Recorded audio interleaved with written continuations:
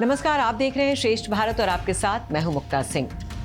बिहार में जल प्रलय मचा हुआ है। घर, सड़क, पुल और कई ऊंची इमारतों को पानी ने लील लिया है। लाखों जिंदगियां अचानक से बेसहारा हो गई हैं।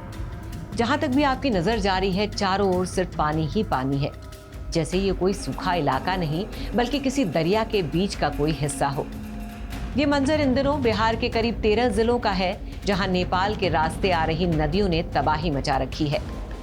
उत्तर बिहार के करीब 1 दर्जन जिलों में लाखों लोगों की जिंदगी पानी के बीच परेशानी से घिरी हुई है। कोसी, गंडक और बागमती जैसी नदियों ने ऐसा कहर बरपाया है कि लोगों की आंखों में आंसू है। उन्हें चिंता है कि खाएंगे क्या, जिएंगे कैसे, और प्रशासन और सरकार अपनी तरफ से बेहतरी के दावे कर रही है। लेकिन आलम यह है कि बाढ़ पीड़ित सरकार से ज्यादा जल देवता से गुहार लगा रहे हैं कि अब आप ही वापस जाइए और हमारी जान बख्शिए। तबाही हर दिन और भयावह होती जा रही है। ये जल प्रलय देखकर लोगों की बिहार में साल 2008 की भयावह यादें फिर से ताजा हो गई हैं। बिहार में वैसे तो हर साल ही बाढ़ आती है, खासकर उत्तरी बिहार में, जहां 19 जिले पड़ते हैं। उत्तरी बिहार की सीमा नेपाल से लगती है। बिहार में कई सारी नदियां हैं जो बाढ़ का कारण बनती हैं। इनमें गंगा नदी उत्तराखंड में हिमालय से निकलती है और उत्तर प्रदेश में बहती हुई बक्सर जिले से बिहार में आती है। कमला और बागमती नेपाल से निकलती है। गंडक नदी तिब्बत से, जबकि कोसी हिमालय से निकलती है। ये नदियां बिहार में 36,000 वर्ग किलोमीटर से ज्यादा इलाके में फैली हुई हैं। बिहार में फिलहाल इस बिन बुलाई मुसीबत की वजह है नेपाल। बिहार का मैदानी इलाका नेपाल से सटा हुआ है, जिसमें पूर्वी चंपारण, पश्चिमी चंपारण, सीतामढ़ी, मधुबनी, सुपौल, अररिया और किशनगंज जिले भी आते हैं। वहीं कोसी, गंडक, बूढ़ी गंडक, कमला बलान, बागमती समेत कई नदियां नेपाल की ओर से बहकर बिहार में आती हैं, जो नेपाल में भारी बारिश के बाद अब बिहार में अपना रौद्र रूप दिखा रही हैं। क्योंकि जब भी नेपाल में बारिश होती है तो वहां की नदियों का पानी बिहार में आने लगता है। इस बार भी भीषण बारिश के बाद बांधों में पानी ज्यादा होने की वजह से पानी का रुख नदियों की ओर किया गया। कोसी नदी में नेपाल की 7 नदियां मिलती हैं, जो कि बिहार में हर साल भारी बाढ़ लाकर तबाही मचाती हैं। इसलिए कोसी को बिहार का शोक भी कहते हैं। वहीं कोसी भीमनगर बैराज से सुपौल, मधेपुरा, पूर्णिया, खगड़िया और फिर कटिहार होते हुए गंगा में मिलती है। इस बार कोसी नदी पर नेपाल के बीरपुर बैराज से 6.61 लाख क्यूसेक पानी छोड़ा गया है, जो साल 2008 की कंपैरिजन में 3 गुना ज्यादा बताया जा रहा है, और यही पानी बिहार में कहर बनकर टूटा है।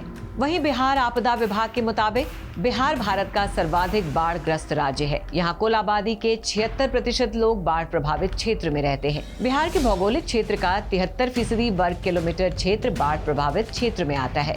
बिहार में आए इस संकट पर सियासत भी गर्मा गई है।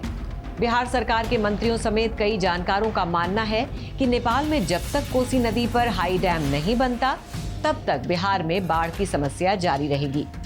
भारत और नेपाल के बीच इसे लेकर कई दौर की बातचीत हुई, लेकिन कोई फैसला नहीं हो पाया। कोसी नदी पर हाई डैम को लेकर नेपाल के लोग विरोध में हैं।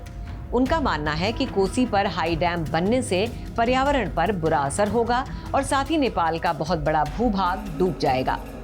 वहीं बाढ़ को लेकर आरजेडी नेता मनोज झा ने क्या कहा, आपको ये भी सुनवाते हैं। बेहद चिंताजनक है। अलग अलग हिस्सों में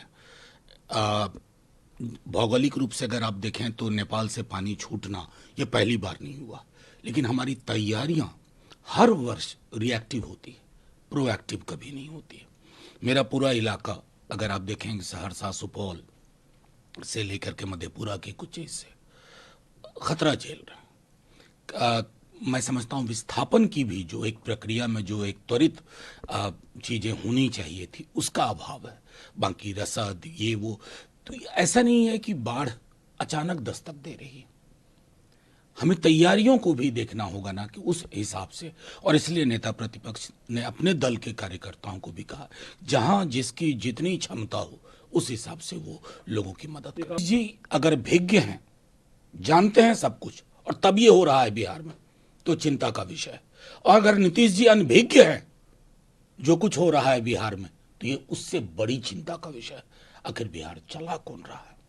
ऑटो पायलट मोड में तो नहीं। वैसे बिहार में बाढ़ की समस्या आज से नहीं बल्कि ऐतिहासिक है। खबरों की माने तो साल 1953 में तत्कालीन पीएम जवाहरलाल नेहरू ने कोसी परियोजना का शिलान्यास किया था और कहा था कि अगले 15 साल में बिहार में बाढ़ पर काबू पा लिया जाएगा। हालांकि आज भी बिहार में बाढ़ की हालत वही है। वहीं जल संसाधन पर नजर रखने वाले एक्सपर्ट्स मानते हैं कि नेपाल से सटे होने और नदियों की तलहटी में बसे होने के कारण यहाँ की ज्योग्राफिकल लोकेशन में बाढ़ को टाला नहीं जा सकता, बल्कि बेहतर प्रबंधन से लोगों को हो रहे नुकसान में कमी जरूर लाई जा सकती है। छोटे छोटे नहर बनाकर कम प्रभाव वाले इलाकों में पानी को डाइवर्ट किया जा सकता है। इसके अलावा बड़े वाटर रिजर्वर्स का कंस्ट्रक्शन कर पानी को सेव किया जा सकता है। इससे जहां ज्यादा इलाकों में सिंचाई की जरूरत पूरी की जा सकती है, वहीं सूखे वाले इलाकों में पानी मुहैया कराया जा सकता है। साथ ही पीने के पानी के बढ़ते संकट को भी कम किया जा सकता है। तो आपका क्या कहना है इस खबर पर? हमें कमेंट करके जरूर बताइए और खबर को शेयर और लाइक करना बिल्कुल भी ना भूलें। नमस्कार। श्रेष्ठ भारत पर खबरों से जुड़े रहने के लिए चैनल को सब्सक्राइब और लाइक करें, बेल आइकन दबाएं और देखते रहें श्रेष्ठ भारत।